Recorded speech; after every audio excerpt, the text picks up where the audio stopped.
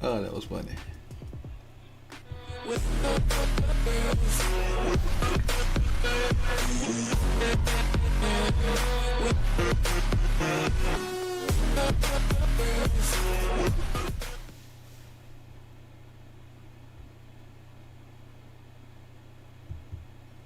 Okay. Welcome back. Welcome back to another episode of Sip the Talent Films Presents. And I'm Coach Evans, your host. Today we're going to talk about the good and the bad of Lamar. And I'm just talking. I don't even know if my mic on. Let me check and make sure my mic on. There we go. Yeah, it's on. It's on. So I know y'all hear me. What up? I appreciate that, Mike M. That is the best theme song. Once we get to 10,000 subs, I'm going to go looking for me something new. When we get to 10,000 subs, I'm going to go looking for me something new. We almost to 5, and I appreciate the support. But 10,000 subs, we get a new intro song, unless y'all say don't leave it alone. If I change it, and then y'all be like all the people that didn't like the Trey Songz Power intro, I'm going to change it right back.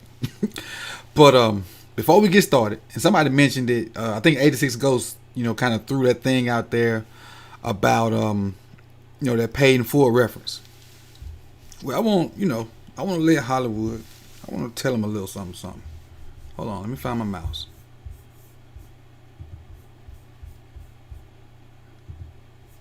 I'm going to let Hollywood in on this secret. Hollywood, I want you to know I use all my soldiers. Be it those on a lower level, be it those on a way lower level than NFL. I want Hollywood to know I use all my soldiers. All of them. And everybody at my disposal, I try to use them. I use all my soldiers. Try to get them the ball, let them do work. My soldiers don't stay chilly. They get out there and do work. But I just wanted to be a little petty with that right there. And, kind of shout them guys out for doing work for us. They work their butt off. Now, but getting into this Hollywood film, let me just switch my screens over.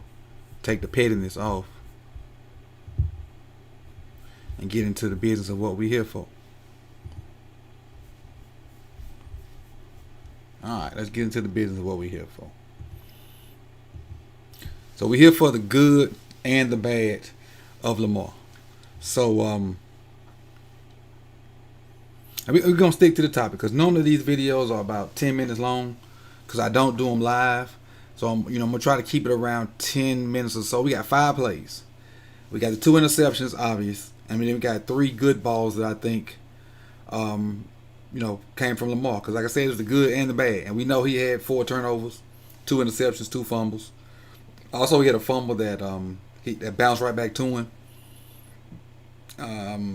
But I mean, overall, we know we beat a dead horse yesterday. Lamar didn't play good. Lamar didn't play good. I ain't finna keep beating that dead horse. We all know he didn't play good. He knows he didn't play good. So let's just Lamar Jackson in the flesh. Okay, we got a super chat. Appreciate your Tribe One. Mark Ingram over there kind of scared me a little bit because I didn't see it. Appreciate the $2, Tribe One. He said had to send a super chat, just had to, and I appreciate it. But let's go and dive into this little film work. Get my mouse together, get this situation. First play, we're gonna have a good interception. And we're gonna finish on a good note. Alright. Which play is this? This is a good play. So, and I meant to put this last, but it's first. This is, I think, was his best pass. This is my 2 cents. I think it was his best pass. Let's just watch it, and then we'll come back and kind of talk about it a little bit.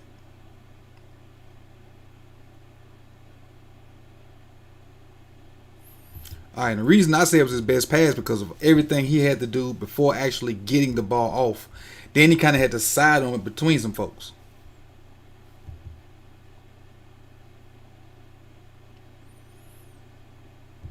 So obviously, Andrews is going to kind of run some kind of deep end. He's going to have this guy kind of sit right here. I don't know what Hollywood do.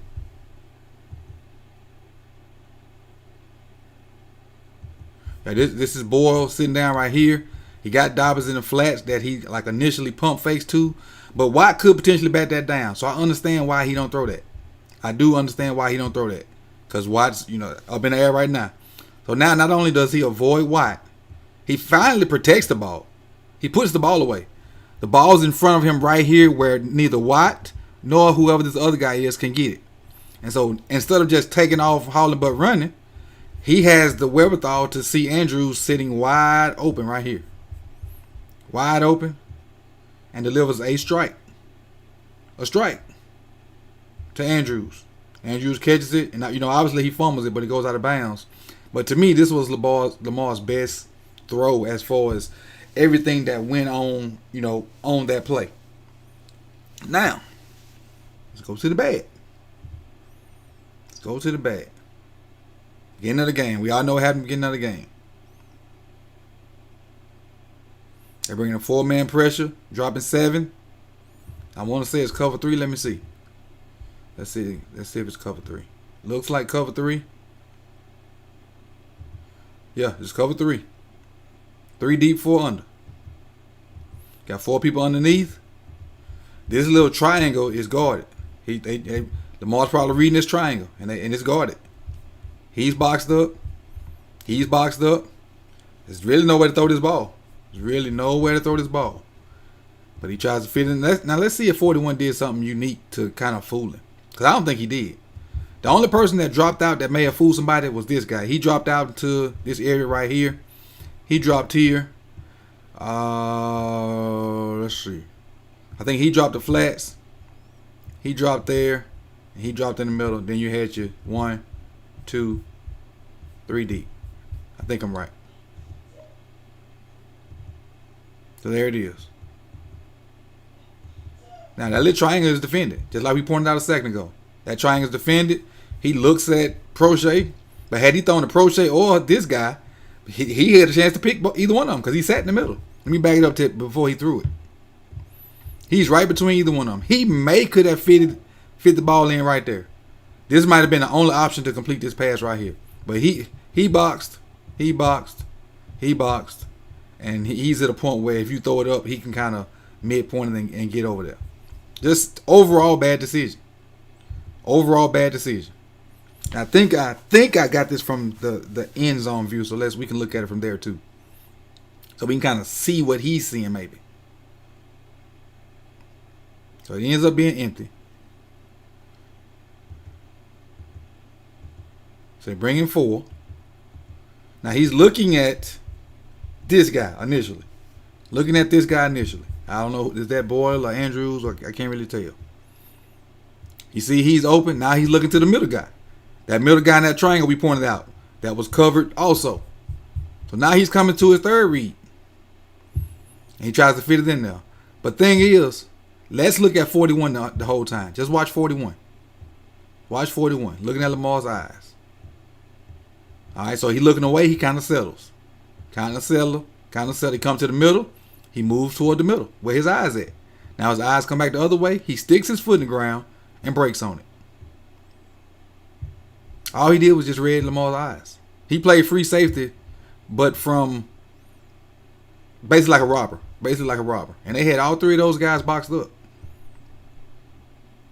In this instance, this is one of those ones where you either got to take the sack or your athleticism comes into play. Because none of these guys are open. None.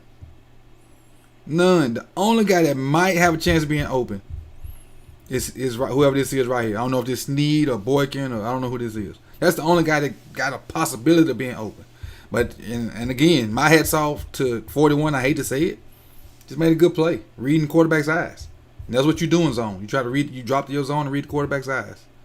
He made a good play, and initially I thought this wouldn't hurt us because of the way we played the rest of the first half, but it did. Let's go to a good play. I don't really remember which one this is. This is the Hollywood touchdown.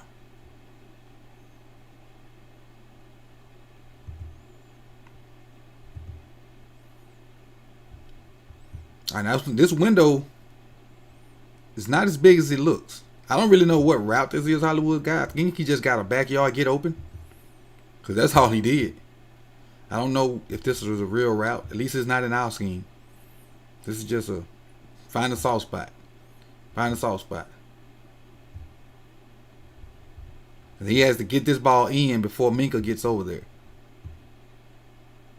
His backside post is what holds Minka from just turning and going. The backside post by Miles right here. It just prevents Minka from turning and going. But this is no real route. This is just a great throw on the run and off what's the word I'm looking for? Off base maybe? No, off base throw. Because he's not set up. He's still actually rolling away. But he manages to do enough to square his shoulders and get that ball in there. Watch right before he throw the ball. His shoulders are pointed towards his target. And he slows down and able to get something on it. He throws a dart. Throws a dart in there. Throws a dart. So, it ain't all bad. He just made some bad decisions. It's not all bad. But we're going to probably what changed Uncle Momentum. This is the play that changed Uncle Momentum. Let's roll it and see what happens. Got a flood concept. You flooding this side of the field. You got a flat route, intermediate route, and a go route. Now, so what normally would happen is you would have a guy running the flats at maybe 1 yard. You'd have a guy running like a 10 to 12 yard out for spacing. Then you have a guy running the mandatory outside release go. So he has the mandatory outside release go. Ricard's going to have a flat route. This guy having the 10 yard out. I think it's Andrews. So let's see where we at to see if we keep spacing. We're on the 20. No, we're on the 15. We're on the 17 yard line. So let's see if we keep the spacing. Because the spacing is what was wrong with the play. And Lamar deciding to throw it. So Ricard's coming down on the 17 yard line. So his spacing is good. Andrews is only 5. So I'm thinking Andrews ran the wrong route.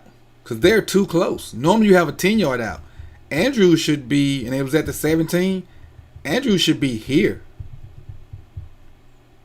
Andrews should be here. So, ladies and gentlemen, I'm going to say, and I don't coach NFL football, but flood is flood.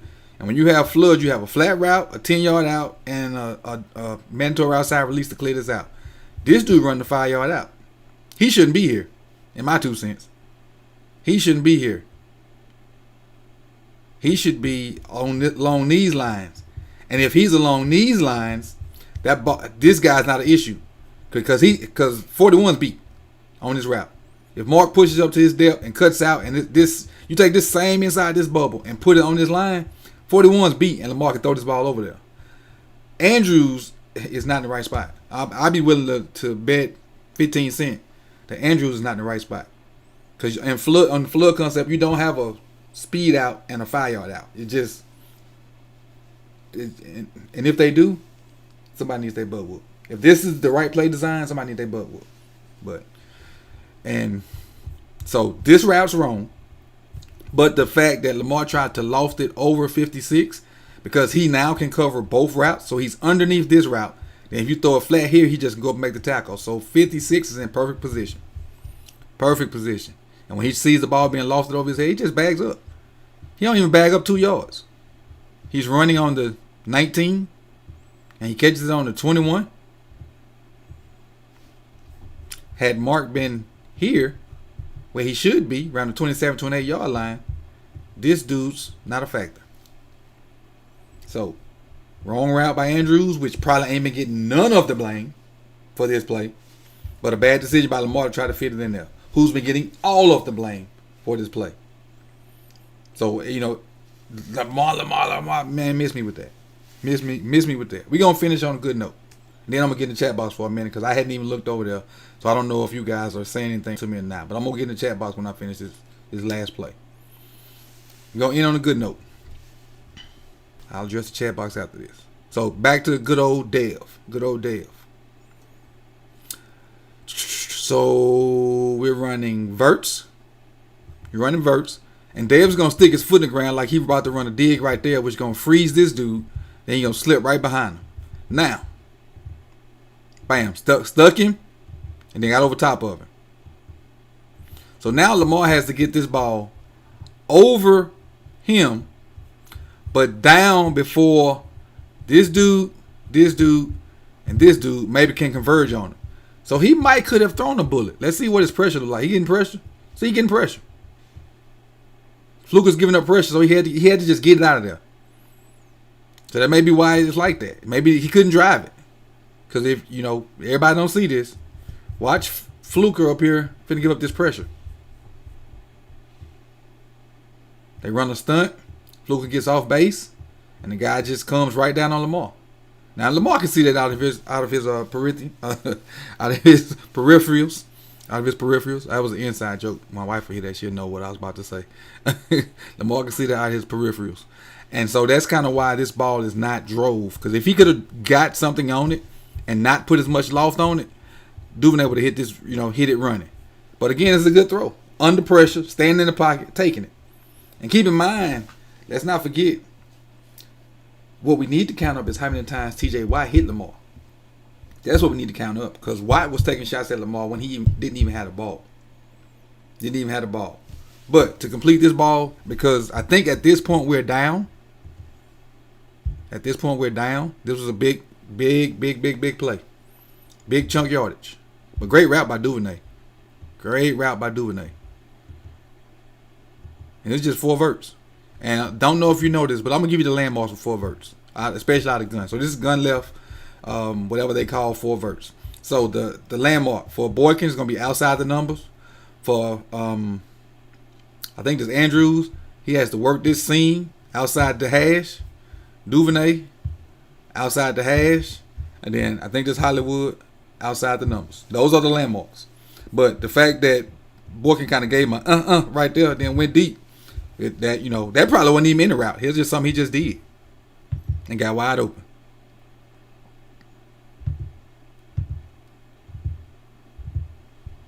Why I keep stopping right there? Right over the top. Left him flat-footed. Left 54 flat-footed. And Lamar dropped it in there. So, hey, you got the good, the bad, and the ugly. Unfortunately, we lost the game 5-2. Played them again in 3 weeks. Today's the 2nd. We played them again 3rd, 4th, 5th. It's Thursday. So 13th, 20th, 27th, I think. So we play them in 25 days. Play them again in 25 days. And we, can't let Steelers beat us twice though. Got to start shifting that focus toward Indy. So this is gonna end the film part of it. I'm gonna go through the chat box and pick out a few comments to talk about, and then we're gonna end this thing. And then the second video you're gonna get sometime tomorrow is gonna be on J.K. Dobbins' first 100-yard game. Let me get in this chat box, man. I appreciate you. Appreciate y'all being here to rock with me. All 70 to 80 of you guys right now. Hey, hit the like button too. I appreciate if you hit the like button.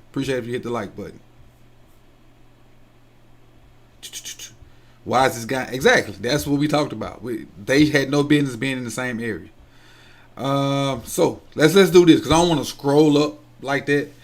I'll take the first 4 questions after Thanksgiving Revenge from G-Star, and I'll try to answer the first 4 questions from Thanksgiving G-Star. From G-Star 007. I'll take the first 4 questions and I'll try to answer that. And what defense this will be a bonus.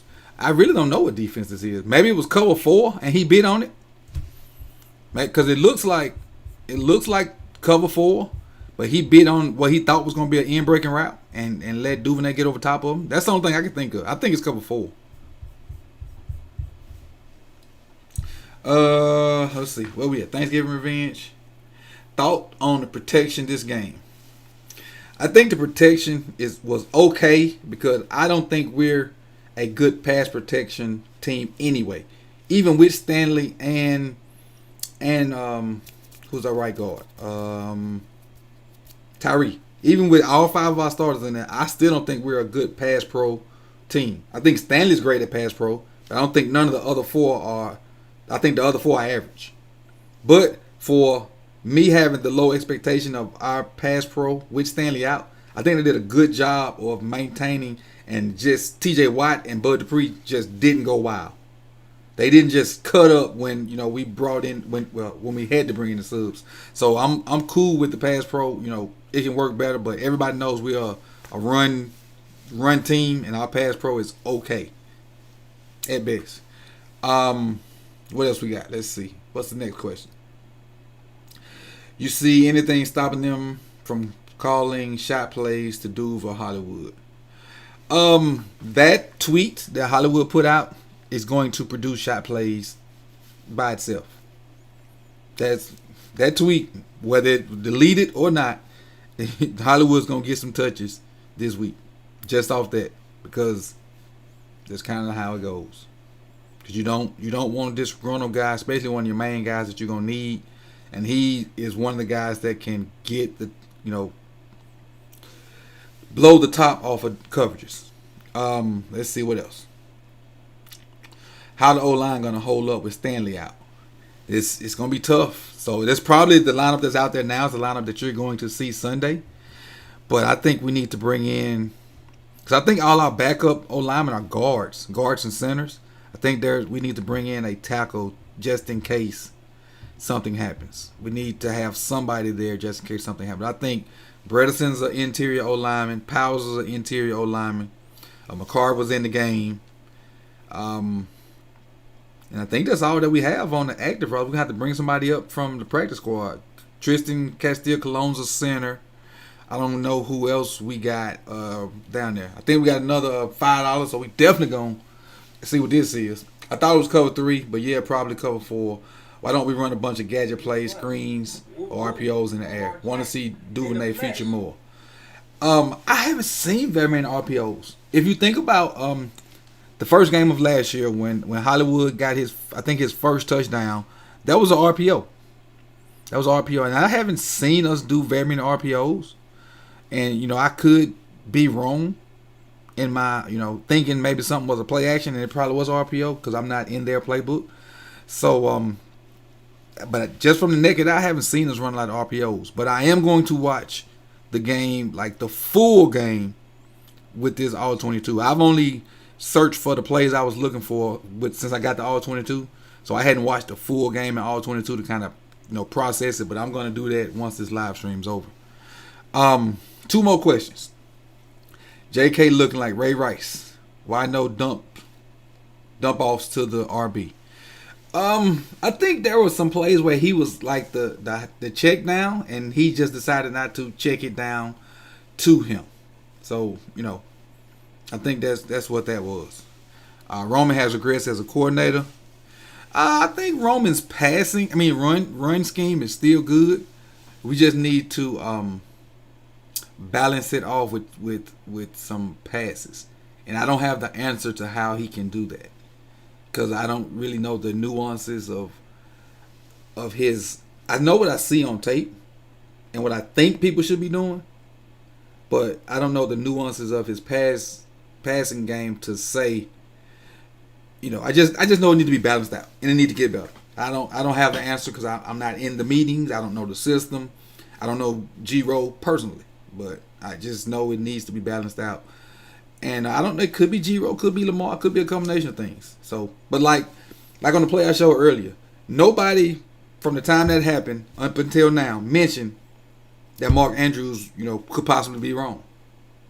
And to me, he was wrong. Lamar shouldn't have thrown it. But look, that could not have been Mark Andrews' route. I said Mark Anthony a minute ago, I think. That could not be Mark Andrews' route. Couldn't be. Too close together. You got a 1 yard out and a 5 yard out in the same area. No. All right, last question I'm going to take. Will we call up Dez this week? Will we call up Dez this week? I don't know. I don't know. I don't know if Dez is ready. Whose spot would Dez take, though? Who come in? Because we heard at corner. We heard at O-line. Wide receiver is the healthy people. And then with Snead having the game he had, you can't, Prochet's the punt returner. Can't put Dev off. Boykin probably had one of his better games, even though I only remember 2 catches, and both of them being big catches. Whose spot is he gonna take? That's the question. But and I will address this, and I'll end this thing right here. First of all, I appreciate you guys for being here. I know if you don't mind, would you hit the like button? We got 93 people in here, 47 likes. I appreciate if you guys hit the like button. Again, thank you for coming through on this Monday night. We'll probably be back tomorrow night with J.K. Dobbins film. But my closing thought on the game and a certain play.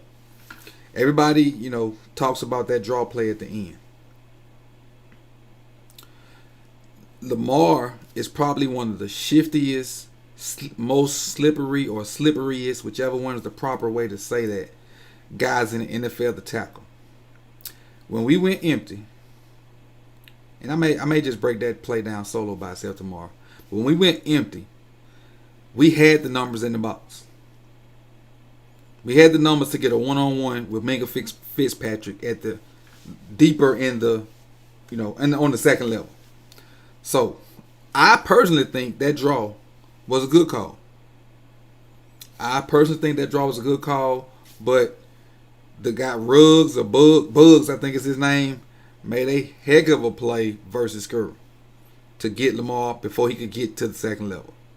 But, my 2 cents, I think it was a good call because I would take my chances on Lamar, one-on-one on somebody around the goal line. I take my chances, especially with the way he can hit them paps. But Bugs got him down on the ground before he could get to the point where he could do the paps. And, he just dove out there and he ended up fumbling. But it wouldn't have mattered anyway because it was fourth down. But my 2 cents is that draw was a good call. It really was. You take your best player and put him in a position to make a play, and sometimes he don't. And that's almost like all those times Jordan missed the last shot. That was our last shot, and Jordan which is our Jordan right now is Lamar. He just happened to miss it.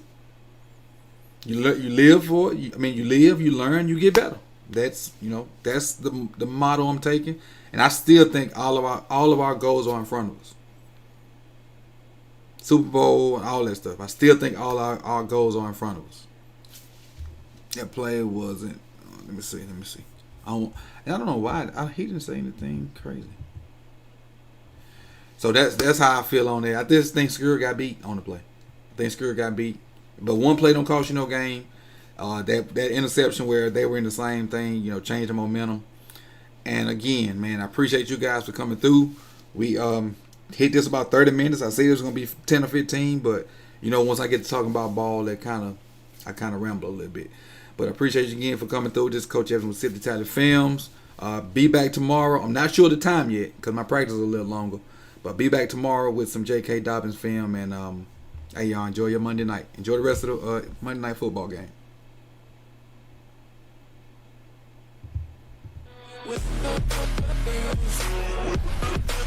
Appreciate you, G-Star.